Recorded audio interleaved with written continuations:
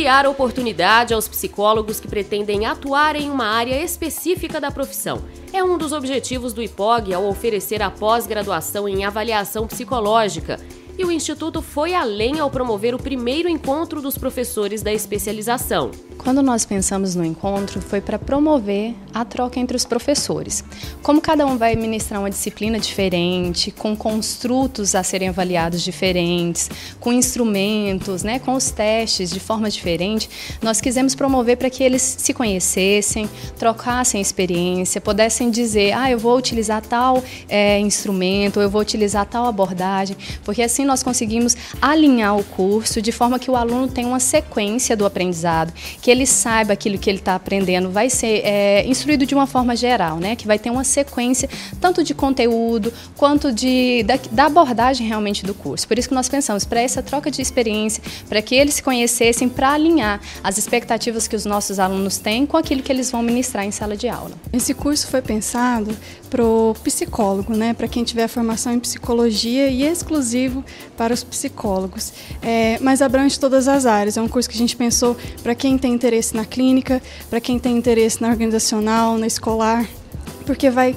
ajudar a pessoa a ter ferramentas, para se especializar em qualquer área que tenha interesse, mas é exclusivo para psicologia. Mas o que é a avaliação psicológica? Inclui toda a parte onde você vai conhecer o indivíduo profundamente e descrever o seu funcionamento psicológico. Abrange uma série de etapas, desde a observação do comportamento, da entrevista, da seleção de instrumentos, da capacidade de discernir se essa avaliação, antes da seleção, se essa avaliação vai trazer mais ganhos do que prejuízos. Então isso é muito importante, é um processo até você selecionar esses instrumentos, aplicar e fazer um diagnóstico dessa pessoa para que decisões importantes sejam feitas em relação a essas informações. O quadro docente do curso é formado por profissionais reconhecidos em todo o país na área de avaliação psicológica. É o caso da doutora Ceile Garcia Santos, que ministrará a disciplina Entrevista na Avaliação Psicológica.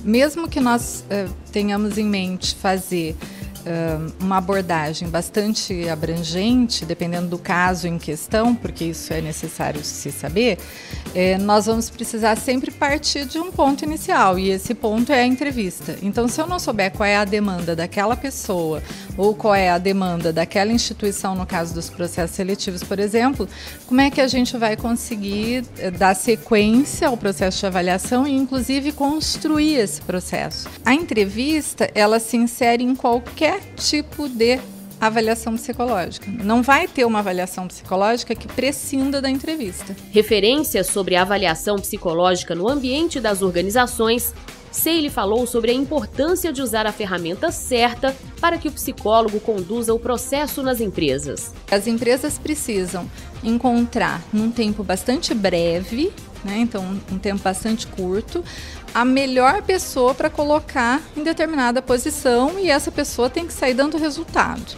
É o mundo que a gente vive hoje. Bem, então ao psicólogo cabe a tarefa de descobrir quem é a pessoa certa para essa posição.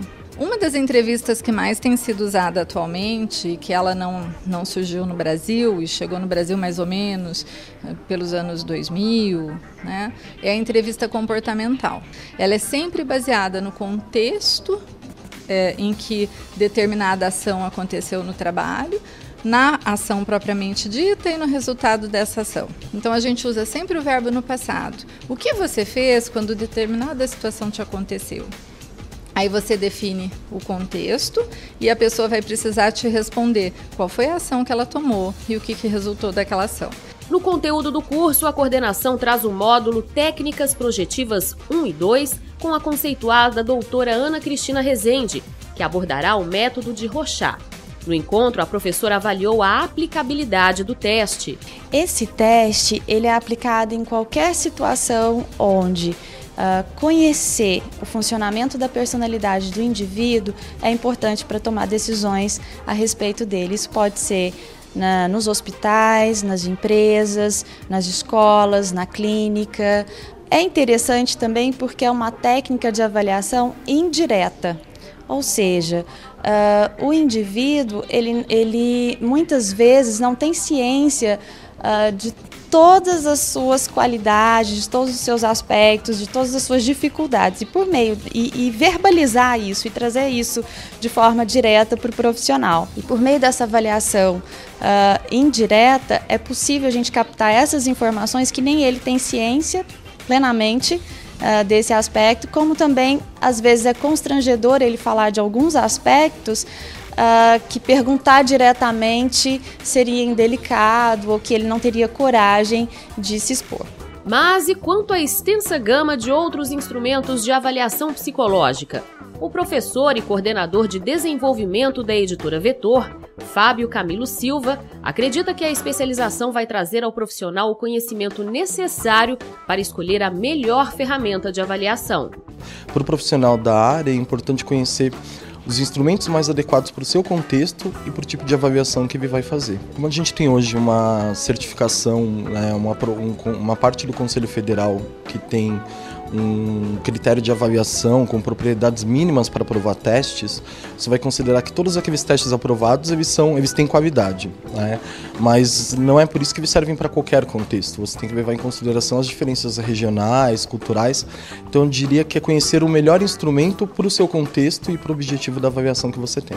Outro aspecto muito importante das disciplinas do curso é a ética na avaliação psicológica. Você envolve seres humanos, né? Então a questão ética vai desde a escolha do instrumento adequado.